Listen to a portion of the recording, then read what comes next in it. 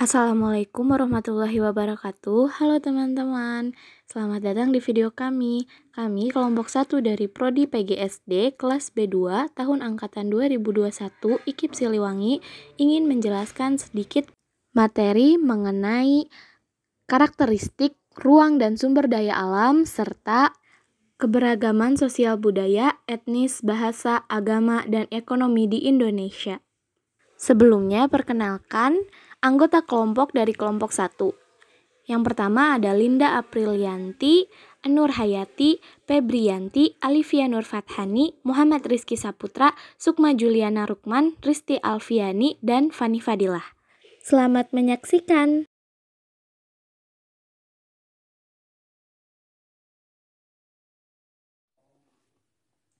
Materi pertama yang akan kami bahas mengenai pengertian karakteristik ruang. Pengertian dari karakteristik sendiri adalah ciri khas, sedangkan pengertian dari ruang adalah tempat berlangsungnya kegiatan individu dan kelompok.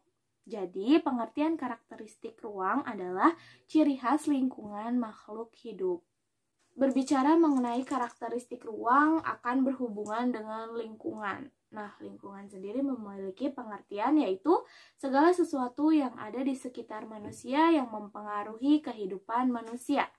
Fungsi lingkungan bagi kehidupan juga ada 3. Yang pertama, lingkungan berfungsi sebagai tempat mencari makanan. Yang kedua ada lingkungan sebagai tempat bekerja. Yang ketiga ada lingkungan sebagai tempat tinggal.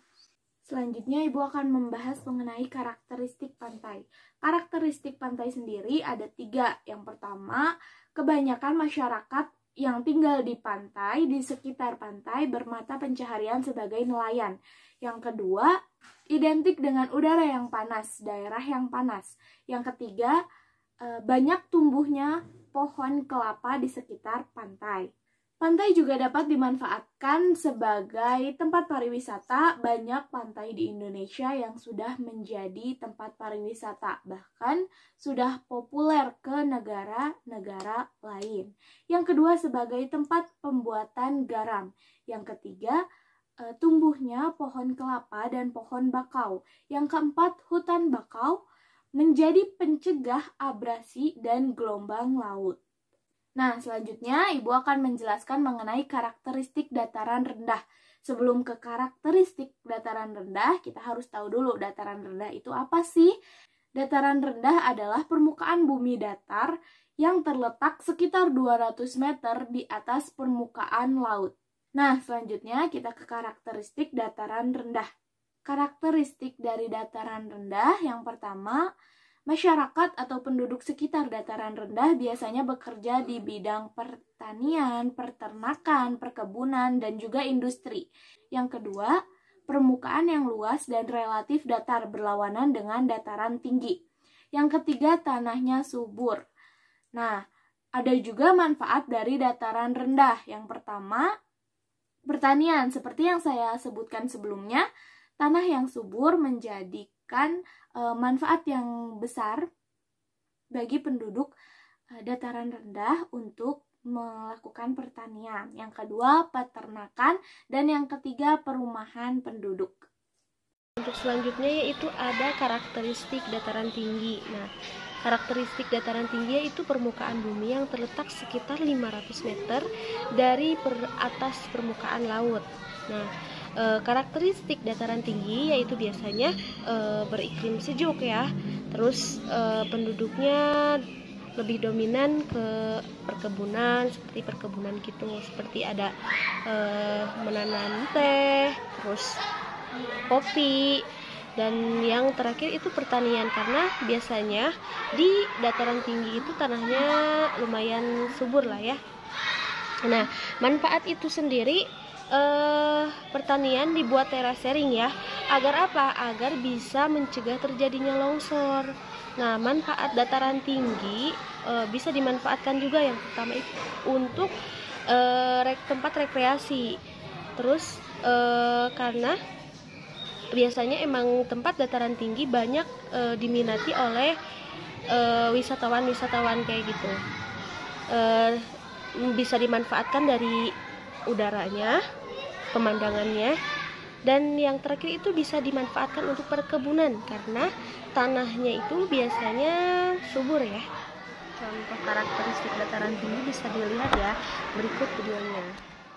Berikut adalah karakteristik dataran tinggi, contohnya seperti ini ya. Biasanya menjadikan perkebunan seperti daun teh. Nah, yang selanjutnya yaitu sumber daya alam. Menurut jenisnya, sumber daya alam itu dapat dibedakan menjadi dua. Yang pertama, sumber daya alam hayati yang berupa makhluk hidup seperti tumbuhan dan hewan. Yang kedua yaitu sumber daya alam non hayati yang berupa benda mati seperti tanah, minyak bumi, dan barang tambang. Nah, menurut sifatnya sumber daya alam itu dapat dibedakan dua menjadi ya. Yang pertama, penebangan dan pembakaran hutan, sehingga kan menyebabkan pertama hutan jadi gundul ya, terus mudah longsor. Nah, yang kedua yaitu penggunaan bahan-bahan kimia dan pestisida secara berlebihan, itu bisa membunuh tumbuhan maksudnya gitu. Yang ketiga, eksploitasi sumber daya laut. Nah, itu bisa juga menghambat ya. Yang keempat, perpindahan penduduk. Yang kelima, penggunaan kendaraan bermotor. Yang keenam, kerusakan terumbu karang. Yang tujuh, perburuan liar. Nah, seperti itu. Nah, berikut ini adalah contoh pemanfaatan sumber daya alam ya, dari mulai hasil perkebunan, peternakan, hasil dari laut, tambang, ataupun pertanian. Berikut ini adalah gambar dampak perbuatan manusia yang dapat merusak lingkungan. Ada yang pertama itu ada penimbunan pohon secara liar, pemburuan liar. Nah, upaya keseimbangan dan pelestarian sumber daya alam. Yang pertama itu di lingkungan ya.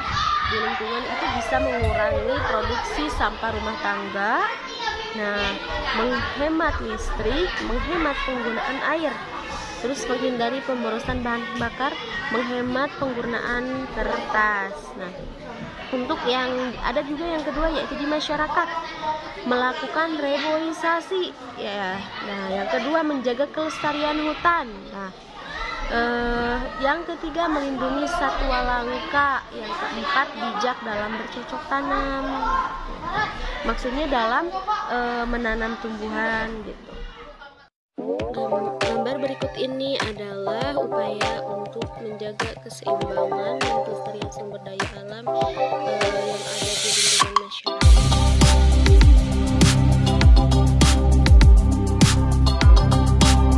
Sumber daya alam itu dapat dibedakan menjadi dua juga ya.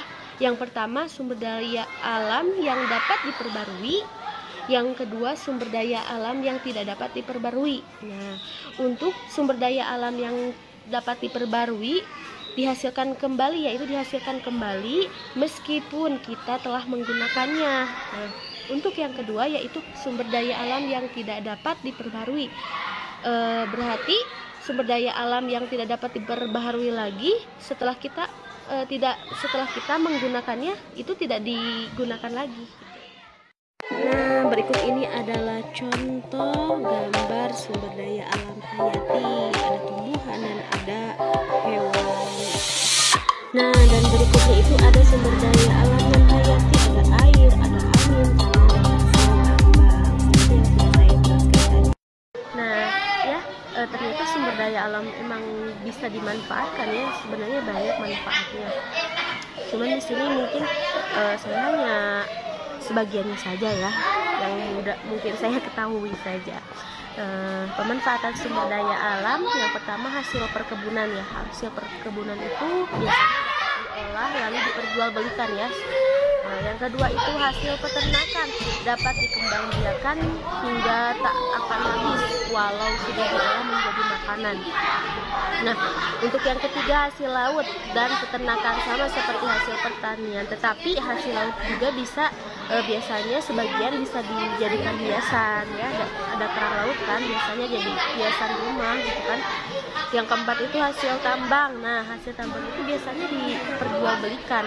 Untuk yang kelima hasil pertanian, sama dengan hasil perkebunan ya, yang dapat diolah terus diperjualbelikan. Nah, ternyata emang ada dampaknya ya, setiap ada manfaat pasti ada dampaknya. Yang pertama, dan dampak perubahan lingkungan yang disebabkan, ternyata penyebabnya manusia ya. Assalamualaikum warahmatullahi wabarakatuh. Perkenalkan, nama saya Febrianti, NIM saya 21060051. Saya dari Prodi Pendidikan Guru Sekolah Dasar. Selanjutnya yaitu tentang pemanfaatan karakteristik ruang dan wilayah Indonesia untuk kesejahteraan masyarakat. Yang pertama yaitu pegunungan. Daerah pegunungan dimanfaatkan sebagai lahan pertanian, perkebunan, dan kehutanan. Selain itu, daerah pegunungan dimanfaatkan untuk sektor pariwisata, rekreasi, dan olahraga. Pemanfaatan daerah pegunungan untuk perekonomian dan usaha meningkatkan kesejahteraan masyarakat. Misalnya, Pegunungan Dieng di Jawa Tengah digunakan oleh masyarakat sebagai lahan pertanian kentang. Puncak Bogor di Jawa Barat untuk lahan perkebunan teh. Dan Pegunungan Bromo di Jawa Timur untuk rekreasi. Dan Pegunungan Jayawijaya di Papua untuk jalur pendakian dan tambang emas. Yang kedua yaitu dataran rendah. Dataran rendah dimanfaatkan masyarakat untuk lahan pertanian, peternakan, perikanan, perkebunan, perkantoran, industri, perdagangan, dan lain-lain. Pemanfaatan dataran rendah untuk aktivitas perekonomian, misalnya Karawang di Jawa Barat sebagai pusat industri, Jakarta untuk pusat perkantoran dan perdagangan, Semarang di Jawa Tengah untuk perikanan dan tambak, dan Provinsi Riau, Jambi, Sumatera Selatan atau Pulau Sumatera untuk perkebunan kelapa sawit. Assalamualaikum warahmatullahi wabarakatuh. Perkenalkan, nama saya Sukma Juliana Rukman, mahasiswa Fakultas PGSD IKIP Siliwangi. Di sini saya akan melanjutkan materi tentang karakteristik ruang dan sumber daya alam dengan submateri pantai dan laut. Oke, langsung saja kita lanjutkan materi pantai dan laut. Pantai dan laut dimanfaatkan sebagai tempat pariwisata, perikanan, perdagangan, transportasi, olahraga, industri, dan lain-lain. Contoh pemanfaatan pantai untuk kegiatan perekonomian adalah pantai di Pulau Bali untuk pariwisata, perdagangan, dan perhotelan. Pantai di selatan Pulau Jawa atau Kebumen menghasilkan sarang burung walet. Pantai di wilayah Pantura Jawa, Indramayu, Cirebon, Brebes, Tegal untuk perikanan, tambak, dan air payau. Contoh pemanfaatan wilayah laut misalnya Selat Bali sebagai jalur transportasi masyarakat dari Pulau Jawa ke Pulau Bali. Laut di Kepulauan Natuna atau Kepulauan Riau untuk pertambangan minyak dan bumi. Oke, selanjutnya ada sungai. Sungai digunakan masyarakat sebagai jalur transportasi, perdagangan, perikanan, olahraga, irigasi, dan PLTA. Pemanfaatan sungai di Indonesia misalnya Sungai Kapus di Kalimantan Barat sebagai jalur transportasi, Sungai Musi, Sumatera Selatan untuk perdagangan, Sungai Opak untuk wahana olahraga, Sungai Bengawan Solo untuk irigasi, dan lain-lain. Oke, selanjutnya danau dan waduk. Danau dan waduk dimanfaatkan untuk perikanan, pariwisata, olahraga, irigasi, dan PLTA. Pemanfaatan danau dan waduk di Indonesia antara lain Danau Toba, Sumatera Utara untuk pariwisata dan irigasi, Waduk Jatiluhur, Jawa Barat untuk PLTA, Waduk Gajah Mungkur, Jawa Tengah untuk sarana irigasi. Baik, hanya itu yang bisa saya sampaikan, kurang lebihnya Mohon dimaafkan. Assalamualaikum warahmatullahi wabarakatuh. Indonesia adalah kepulauan yang di mana banyak sekali yang menyebabkan keberagaman. Indonesia terdiri dari beberapa suku bangsa yang tersebar. Selain itu, Indonesia juga mempunyai keanekaragaman seperti agama, bahasa, ekonomi, dan budaya. Karena disebabkan oleh 1. Perbedaan ras asal, 2. Perbedaan lingkungan geografis, 3. Perbedaan latar belakang sejarah, 4. Perkembangan daerah dan perbedaan kepercayaan. 5. Kemampuan beradaptasi atau penyesuaian diri. Kemudian di Indonesia juga ada jenis keberagaman sosial budaya seperti rumah adat. Ada rumah adat Honai dari Papua. Yang kedua ada rumah adat Baduy dari Banten. Yang ketiga ada rumah adat Krong Bade dari Aceh. Yang ketiga ada rumah adat Pajang dari Kalimantan Barat. Yang kelima ada rumah adat Kebaya dari Betawi. Assalamualaikum warahmatullahi wabarakatuh. Perkenalkan, nama saya Muhammad Rizky Saputra dari kelas B2 Prodi PGSD dengan NIM 210600276. Selanjutnya, saya akan menjelaskan tentang keragaman alat musik dan keberagaman tarian daerah. Keragaman alat musik, yang pertama itu ada angklung. Berasal dari daerah Jawa Barat, angklung terbuat dari bambu. Cara memainkan angklung cukup mudah. Kita hanya perlu menggerakkan tangan sembari mengikuti hentakan nada. Yang kedua ada tifa. Bisa ditemukan di daerah Papua dan di tanah Maluku. Tapi bentuk antara tifa dari Papua dan Maluku berbeda.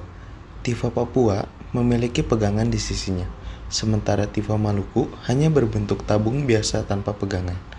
Yang ketiga ada gamelan, yang sering ditemui di berbagai daerah Nusantara seperti di Bali, Madura, dan Lombok. Gamelan merupakan seperangkat instrumen yang dibunyikan dari beberapa alat musik, seperti gambang, gendang, dan gong. Yang keempat ada sasando. Sasando berasal dari Pulau Rote, Nusa Tenggara Timur. Sasando terbuat dari bambu, kayu, paku penyangga, senar string, dan daun lontar, serta memiliki bentuk yang unik dan berbeda dari alat musik petik lainnya, yakni berbentuk tabung panjang. Cara memainkannya adalah dengan menggunakan kedua tangan untuk memetik dawainya, mirip dengan cara memetik gitar. Yang kelima ada saluang. Saluang adalah alat musik tradisional dari suku Minangkabau dari Sumatera Barat. Alat musik ini terbuat dari bambu tipis atau bambu talang. Bambu talang dipercaya dapat mengeluarkan suara yang lebih bagus dan merdu. Saluang termasuk golongan seruling, tapi pembuatannya lebih sederhana. Dan yang terakhir ada kecapi mandar. Kecapi mandar atau kacaping tobaine adalah alat musik petik khas suku Mandar, Sulawesi Barat. Kecapi mandar memiliki bentuk seperti kecapi pada umumnya. Namun, kecapi mandar yang dimainkan oleh perempuan memiliki bentuk yang berbeda. Kecapi mandar yang digunakan perempuan berbentuk melengkung. Selanjutnya, keberagaman tarian daerah. Di berbagai wilayah di Indonesia terdapat beberapa tarian daerah. Yang pertama, di DKI Jakarta terdapat tari yapong, tari topeng, tari japin. Di Banten terdapat tari topeng, tari beduk, tari grebek terbang gede. Dan di Jawa Barat terdapat tari merak, tari jaipong, tari wayang, tari ronggeng. Dan di Sumatera Selatan terdapat tari tanggai, tari gending Sriwijaya. Di Sumatera Barat ada tari piring dan tari payung. Dan yang terakhir di Papua ada tari yospan, tari kapuk, tari wutukala, dan tari mangasa. Assalamualaikum warahmatullahi wabarakatuh. Kembali bersama saya dengan Nur Hayati, kelas B2, Prodi PGSD IKIP Siliwangi, dengan NIM 210603444. Di sini saya akan menjelaskan tentang keanekaragaman makanan, ya, di mana bukan rahasia umum lagi bahwa di Indonesia ini, jika di Indonesia memiliki banyak kuliner yang bahkan di beberapa daerah sudah orang sudah banyak mengenalnya, termasuk makanan yang ada di layar ini seperti gudeg Jogja ini ya. Gudeg Jogja ini adalah makanan berasal dari kota Yogyakarta, di mana makanan ini dengan bahan bakunya dari nangka muda ya, yang dibubuhi oleh tahu, telur, dan krecek. Itu makanan khas Yogyakarta, ialah gudeg Jogja. Oke, nah di sini ada kerak telur. Kerak telur ini makanan makanan yang khas dari Jakarta ya, terutama saat diadakan acara Pekan Raya Jakarta, makanan ini banyak kita jumpai di Pekan Raya Jakarta ini ya. Nah, bahkan kerak telur ini dijadikan sebagai simbol kuliner klasik khas budaya Betawi. Nah, kembali ini yang ketiga ini adalah rawon. Rawon ini makanan khas Jawa Timur dengan bahan bakunya adalah daging, di mana rawon ini ciri khasnya yaitu dari kuahnya berwarna hitam pekat. Soto rawon ini tidak menggunakan kecap tapi menggunakan kluwek ya. Kluwek itu bentuknya seperti kemiri ya, kemiri tapi bentuknya agak besar dan menghasilkan kuah yang hitam pekat. Itu ciri khas makanan dari Jawa Timur, ialah soto rawon. Nah, yang terakhir ini kita lihat ada bika ambon. Bika ambon ini makanan yang satu ini bukan berasal dari daerah Ambon, melainkan makanan ciri khas dari kota Medan, yaitu dari Sumatera Utara. Keberagaman pakaian adat ya, karena Indonesia ini terkenal dengan kaya akan keberagaman, termasuk keberagaman pakaian adat. Nah, di sini kita lihat ada beberapa pakaian adat. Ada pakaian Bali. Pakaian Bali ini biasa disebut dengan payas agung. Nah, ini yang kedua adalah pakaian Kalimantan. Ini Kalimantan Barat, karena di Kalimantan sendiri ada Kalimantan Tengah, Kalimantan Barat, Kalimantan Selatan.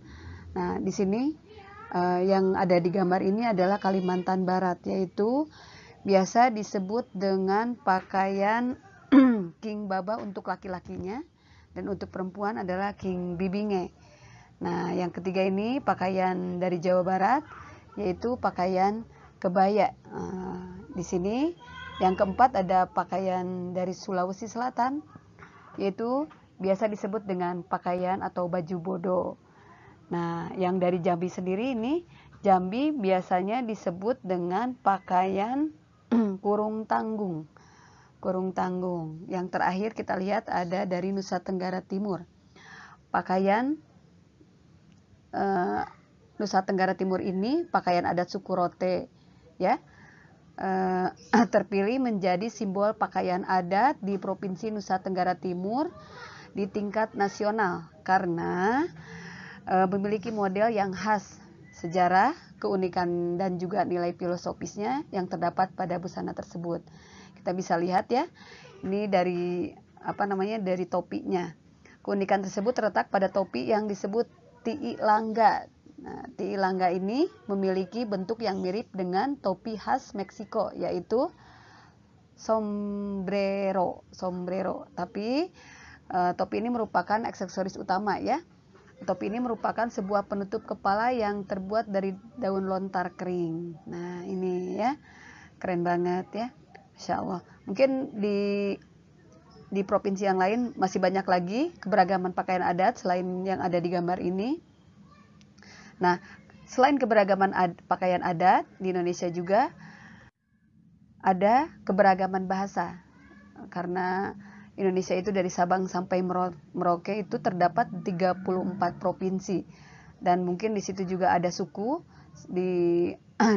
ada beberapa suku, ya. Ada di daerah Jawa, ada suku Jawa, ada suku Sunda. Di daerah Aceh juga ada suku Aceh, ada suku Gayo. Nah, mereka punya ciri khas atau keberagaman bahasa. Bahasa adalah variasi bahasa menurut pemahaman masing-masing orang. Keberagaman bahasa juga timbul akibat adanya berbagai macam suku, faktor budaya, letak geografis, ilmu pengetahuan dan sejarah. Nah, di sini banyak contoh ya.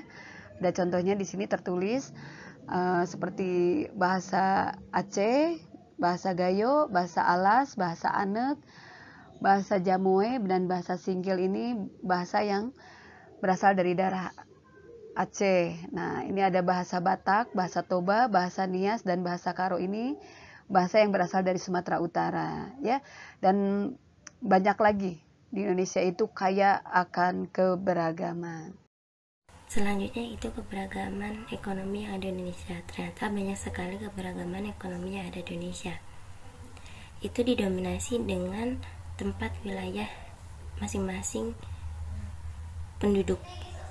Mereka geluti rata-rata pertanian yang ada di daratan rendah, perkebunan yang ada di daratan tinggi, peternakan, perikanan, perindustrian, pertambangan, kehutanan, serta yang banyak yaitu perdagangan yang hampir didominasi oleh rakyat Indonesia.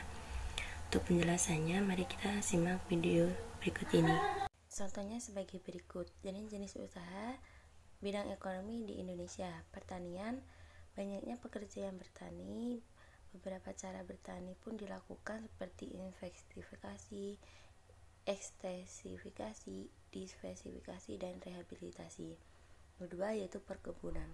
Perkebunan terdiri dari perkebunan rakyat dan besar. Banyak sekali hasil perkebunan seperti karet, kelapa, sawit, dan sebagainya. Usaha peternakan terdiri dari hewan besar, hewan kecil, dan unggas. Usaha perikanan biasanya dilakukan di laut maupun di darat seperti tambak. 5 yaitu kehutanan, yaitu menjaga keseimbangan alam. Sumber daya alam yang bisa dimanfaatkan adalah kayu, rotan, damba, dan sebagainya. Pertambangan yang biasa dilakukan di tambang berupa mineral logam, bukan logam, dan sumber energi. Perindustrian yang biasanya menjadi barang mentah menjadi barang jadi. Perdagangan yang banyak dijumpai di Indonesia. Di sini selanjutnya yaitu keberagaman etnis.